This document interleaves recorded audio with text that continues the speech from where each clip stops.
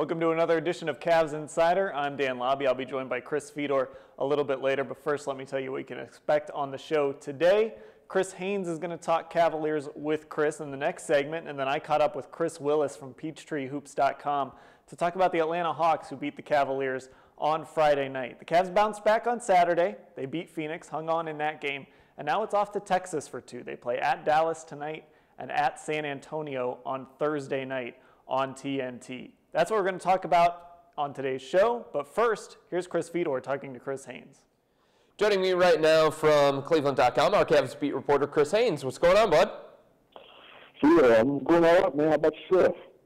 Not too much. Obviously, you're in Dallas. You're getting ready for the big 4-game road trip to start tonight against the Mavericks. They play Dallas, then San Antonio in Texas, and then it's Miami and Orlando. 4-game road trip for the Cavs. What are you looking to learn from the team, if anything, at this stage? Just want to see if they can continue to sustain, a high level of play. Atlanta, they showed some, Atlanta showed where this team has weaknesses at, and that's when you take Kyrie and LeBron out of the game and try to allow other guys to step up. They have some problems in that area because those other guys aren't used to or aren't accustomed to having big roles on this team when LeBron-James and Kyrie defers to them. So I want to see if the Spurs, Mavericks, if they could try to mimic what the Hawks did, or if they're even going to go that route. So it is going to be interesting to see how these teams play these Cavs throughout the stretch of the season. Cavs are 40-25 on the season now, the second team in the Eastern Conference. As Chris mentioned, they play Dallas tonight. When you look at this roster, we get a lot of questions in the comment section and in social media, Chris, about whether or not this team is willing to make another upgrade. Over the weekend, you had a report about Nate Robinson going to the Los Angeles Clippers, so that took one of those free agents that could be eligible for the playoffs off the market. Do you feel like the Cavs are set right now with their roster, or do you think they're still kind of exploring other options? I think they're always going to explore, but I think they're pretty much set. They're going to have to, I think we talked about this before. Mm-hmm. They got a 15-man roster. They'll have to either waive Joe Harris or Sean Marion, who's retired at the end of the season. I don't really see us doing that to Sean this last year. So it would be a tough decision for them to make if they were going to try to add a point guard. So I would lean more right now saying that they're going to stay pat. You mentioned Sean Marion. He returned to the practice court yesterday. David Blatt says he could return sometime during this 4-game road trip, though his status is to be determined because of the emergence of James Jones and how the roster has changed recently, some of the tweaks and the way that they're using certain guys. What do you expect Sean Marion's role to be moving forward? Do you expect him to have a role? I expect him to have a role. He'll be rooting his teammates on the bench. I don't see, he was struggling before he went out. Yeah. Everybody thought he was going to be that bona fide backup small forward to LeBron-James, but he doesn't fit in that role. He's not a good finisher around the rim anymore like he used to be. He's still a good defensive player. So in spurts, I definitely not can see Blatt using him. But James Jones is definitely called out a niche, and he's a player that complements LeBron James well, who's somebody who can spread the floor. Sean Marion's not that type of guy. So I think if he gets put back into the rotation, he'll be later on down the road for spurt purposes.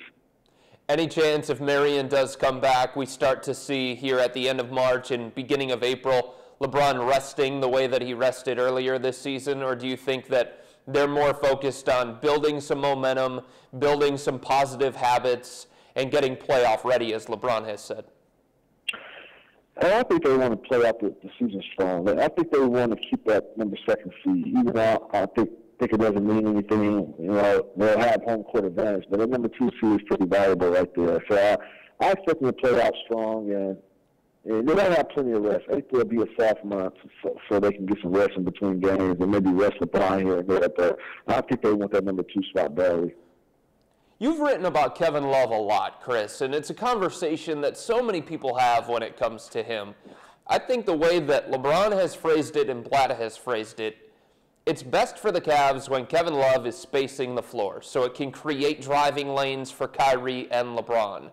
But it might be better for Kevin Love. He might be more comfortable in the post. Is there any chance that they can balance it, or is it just one of those situations where Kevin Love is just going to have to figure out that, hey, maybe all they need me to be is a stretch 4, and that's what my role is going to be, even into the playoffs. I think that's what it's going to be. I mean, we're too late in the season to talk about trying to kick Kevin Love the ball down the post, trying to mix his game up. They should have tried. I mean, they tried early on, and they kind of went away from that. But I think they are what they are right now. Kevin Love is throughout this process, Kevin Love has been a great teammate. He's handled the whole situation well. Of course, it's not the ideal situation he would like to be in. He would like to be used more versatility, within the offense. But he's doing all that he's asked to do. And right now you can say that this team is better suited. That he is somebody who's out on the perimeter. He doesn't want to be called a stretch 4, but he is somebody that you got to, put out there and spread the floor for Kyrie and LeBron. So not ideal for him, but it's something that he's going through, and he's handling it well. Obviously, the Cavs have to get ready for Dallas, and they have to get ready for San Antonio, and they've got the one game at a time mantra, and they're only focused on that. But we in the media, we can kind of look back. Thinking back to Friday night's game against the Atlanta Hawks in Atlanta. Yes, for the Cavs, that was their 3rd game in 4 nights. But what did you take away from that? Did you change your perspective at all on the way that you view the Cavs and the way that you view the Hawks? I did. I know it was only one game, but I was surprised. Just that, the defensive scheme, that they took the ball out of Kyrie and LeBron-James' hand. And what it showed me was a lot of guys on the team aren't comfortable stepping up in pressurized situations when they have to score the basketball. It's one thing for LeBron to hit them, to get them open shots, or Kyrie to get them open shots within the offense, because that's what the offense is designed to do. But when they take the ball out your hands, where Kevin Love, J.R. Smith have to make plays, it's a little bit different from that standpoint. So, I'm a little bit suspect. Now I want to see if those role players can step up to the challenge and alleviate some of that pressure from LeBron and Kyrie. And so the Hawks, they definitely have a personnel to continue that type of defensive tactic from the first quarter to the fourth quarter. Mm-hmm. And it's going to be interesting. I want to see that matchup. I think that matchup is going to occur in the Eastern Conference Final. I want to see it. I still believe more towards the Cavs in 7-game series, but definitely my outlook has changed on the Hawks after that game. Chris, Thursday night's game against San Antonio. I feel like when we have conversations about the NBA Finals and teams from the Western Conference, a lot of people are focusing on Memphis because Memphis has been great this year. And, of course, Golden State has the record that Golden State has. And people are talking about Oklahoma City because of what Russell Westbrook is doing there and the fact that they may get Kevin Durant back before the end of the regular season. Nobody is talking about the reigning champion San Antonio Spurs. But I was watching them over the weekend, and they're starting to look like that team that took down Miami last year in the finals.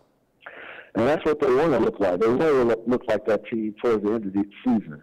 Pop is notorious for resting his guys, sitting guys for no apparent reason. And just so those guys can be fresh. And also, the second unit during that period, they start to get better. They start to gel. They start to build some cohesion. So when the playoffs come around, you got a starting group that's fresh. You got a second unit that's been playing extended minutes throughout the course of the season that has learned to know how to play with one another. So you got everybody peaking at the right time, and that's what Pop does so well. And that's why you don't never really hear or talk about the Spurs throughout the course of the season until the playoffs come. So they're fine. You can't count them out. Like I said, I want to see how the Spurs are going to come out against the Cavs that Thursday, because Pop doesn't like to put out a lot of tricks, doesn't like to put out a lot of his works out there during the regular season. The Hawks did that last game, and I was surprised at that. I thought we wanted to save some of that. So I want to see how they come out against the Cavs and see how the Cavs adjust to it. Our Cavs beat reporter Chris Haynes from Dallas. Thanks so much, Chris. Anytime, Fedor. All right, I'm back here now. Chris Fedor joining me. And Chris, we did fill in the blank last week. We're going to do some word associations today. All right. So I'm going to say a name or a team, and you're going to tell me what comes to mind when I say that. And we're going to start with the team that beat the Cavaliers on Friday night, Atlanta Hawks. Spurs-like. Ooh. That's what I'm going to say. I think when you talk about the NBA playoffs, Dan, so much of it is about style. And so many people are focusing on the Hawks and the fact that they don't have a superstar like LeBron and they don't have Kyrie who can take over the game at any minute. What they have is a system. And their system is so good. They're top 10 in offense. They're top 10 in defense. They're number 2 in the NBA in assists per game. And I think when you get into a 7-game series, when you play against a team that seems to have a counter for everything that you do, that makes them really, really dangerous. And the Spurs had a counter for everything that Miami threw at it last year. And that's why I think, when I think Atlanta, I think Spurs-like, because they can do all the same things. Who had Mike Budenholzer as one of the best coaches in the NBA. That was something else on Friday night, what he did to LeBron. I had the Hawks missing the playoffs this year, so whoops. All right. Sorry, Atlanta. Next up, Shawn Marion. I can only use one word, huh? Downside. Okay. Yeah, I think he's on the downside of his career. You know, he's spent 16 years in the NBA. He was brought here, Dan, to be LeBron's backup, maybe play some power forward in a small ball lineup. He started 23 games this year. A lot of that was at shooting guard, so he was misplaced. He's not a shooting guard. He's more of a 3/4. But I think the more that he started to play, the more minutes that he got, he's averaging 20 minutes, you see that he's just not the same player. He was never a great shooter. He was somebody who relied a lot on athleticism, craftiness, post position, defense, rebounding, but all those things that the Cavs thought they were going to have from Marion, they really haven't gotten. And yeah, he's been banged up. He's been dealing with this hip injury the last 2 weeks. But I think part of the reason why James Jones is getting more minutes is because the Cavs feel like when they get into the playoffs, James might be able to give them more than Marion. So I'd say downside. All right, next guy. When people aren't tweeting their frustrations with Kevin Love, they're tweeting their frustrations about Matthew Dellavedova. My word is crikey. Because I think Delly, I think Australian. That's all I got for you. All right. Bloomin' onion, right? Shrimp on the I barbie. bet he makes a mean bloomin' onion. I just remember talking to him in the locker room around the time that he was announced to the Rising Stars game, and everybody went crazy. They're like, what is Matthew Dellavedova doing in the Rising Stars game? I said, Delly, you understand that you're not going to be able to take charges. You know, your style is not really all-star game style. And he said to me and everybody else that was there, I'm just going to throw lobs to Wiggins. I'll just focus on that. All right, another name for you, a guy who's hurt right now, but he expects to come back. We don't know when. Derrick Rose. Unfortunate. That's what I'm going to say. It's so funny, Dan, because when any player gets injured that could stand in the way of the Cavs, everybody's like, yes, all right. And that's the natural reaction because Cavs fans want the easiest road possible. When I heard about that Tuesday night, I was in Detroit. I was in the media room, and word spread that Rose was going to be out for quite some time. Nobody knew how long it was going to be. At that time, everybody expected it to be the year. The first thing that I said is, you got to be kidding me, man. This guy can't catch a break. And I think the NBA is better when all of the stars are right. If Paul George could come back for the playoffs, would that make things difficult for the Cavs if they have to see each other? Yeah. Absolutely, but it's better for the NBA product. It's better for the game. It's better for the fans. So to not have Derrick Rose, a guy who looked like he was going to have all of these duels with LeBron for the next decade or so, maybe something that could have been similar to Magic Bird, I think it's unfortunate that he hasn't been able to be healthy and NBA fans haven't been able to see those head-to-head matchups. Because if you remember, before Kevin Durant won the MVP last year in Oklahoma City, the only guy not named LeBron that won the MVP, it was Derrick Rose. That's how talented he was. He looked like he was going to be the next big thing. There's a lot of people, too, who wonder if those Miami teams get through the East, if Derrick Rose is healthy all those years. And even if he comes back this year and that makes Chicago tougher, I'm okay with that. I still feel like the Cavs could win a 7-game series, even if Butler returns and Noah returns to the health that he showed last year when he was a Defensive Player of the Year. And if Rose returns, you know, I'm fine with that because I just think it's better. I think it's better for the NBA to have Derrick Rose. All right, you mentioned Paul George earlier. You look at the standings right now, the Cavs all alone in second place, or they're in the second seed. So the last one, Indiana Pacers. Okay, I'm going to hyphenate a word here. All right, I'm just going to make it up. Uh-oh. All right. Because I think, look, if you're Atlanta or you're the Cavs, the 1-2 in the Eastern Conference, and you have to see a team like the Indiana Pacers in the first round of the playoffs, maybe they win that series. Atlanta or Cleveland. Maybe, or maybe Indiana does. No matter what, you're going to get a test. You would much rather see the Charlotte Hornets. You would much rather see the Brooklyn Nets. You would much rather see the Detroit Pistons. Indiana is battle-tested. They've been through all the wars together, that entire core. And a couple of things have happened here beyond Paul George. Look, if Paul George comes back, you're talking about a top 25 player returning to an 8 seed or a 7 seed. But David West missed 15 games or so. He's back playing the way that everybody thought he was going to play. George Hill, the engine of Indiana's offense, missed 40-plus games. The only reason they got off to that slow start because of injury. It's not that they don't have enough talent. It's not that they're not good defensively or they're not good enough in terms of depth. They're a deep team. They're top 10 in rebounding and top 10 in defense, and those are two things that really translate to postseason success.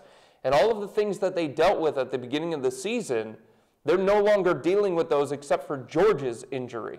Rodney Stuckey is a guy that they brought in at the beginning of the season, Dan, because they wanted some scoring off the bench. Got off to a slow start. He's averaging like 15 points per game in February/March. He's finally starting to be the guy that they thought he was going to be when they signed him this offseason.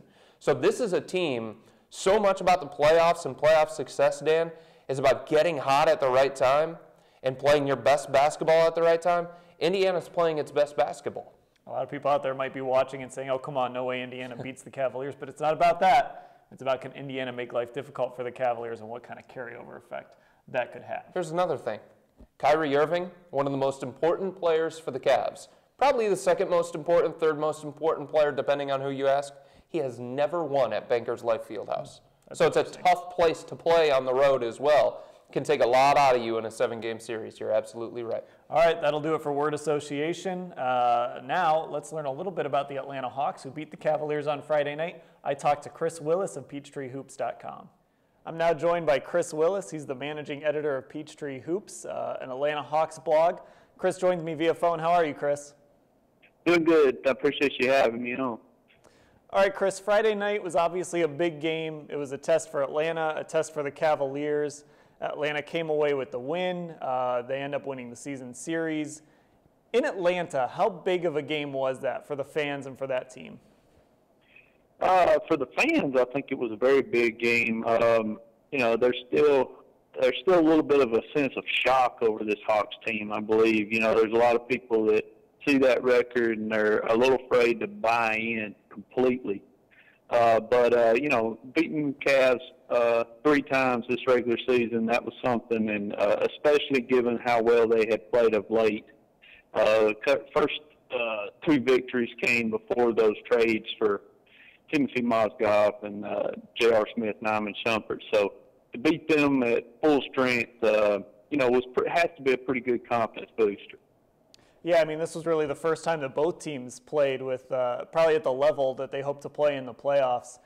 When you look at this in a 7-game series, who do you think would have the edge when it comes down to it? Oh man, I think it'd be a great series. You know, it's almost like a chess match. I mean, it's hard to honestly. I mean, I follow the Hawks every day, but it's still hard to you know, say that the Cavs would be an underdog in any series because they got LeBron-James, who's, you know, capable of winning a game by himself on any given night. So, but I do think the Hawks have a chance in a potential series with the Cavs. The way they move the basketball, they present a ton of problems. Defensively, it's a game mentality. They can make things tough for James and others. You know, I think it'd be a really, really great series. I'm hoping that it's an Eastern Conference Finals matchup.